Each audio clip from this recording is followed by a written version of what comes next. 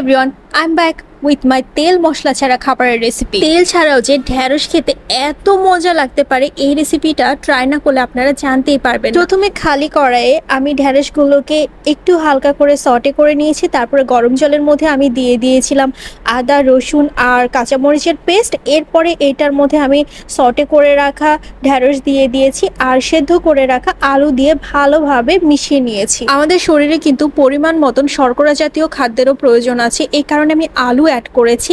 এরপরে উপর থেকে দিয়ে দিয়েছি গোলমরিচের গুঁড়া। গোলমরিচের গুঁড়াটা দেওয়ার সাথে সাথে এত সুন্দর একটা ফ্লেভার বের হয়েছে।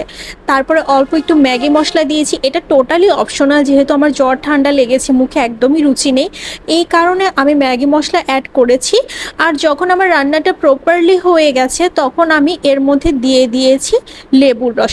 আর হ্যাঁ, আমি কিন্তু লবণ আগেই অ্যাড করেছি, যেটা আমি আপনাদের বলতে ভুলে গেছি। যারা স্বাস্থ্য সচেতন এবং ওজন কমানোর জন্য খাবার থেকে তেল বাদ দিতে যাচ্ছেন, তারা কিন্তু অবশ্যই এই রেসিপিটা একবার হলেও ট্রাই করে দেখবেন। আশা করি আপনাদের সবার অনেক ভালো লাগবে।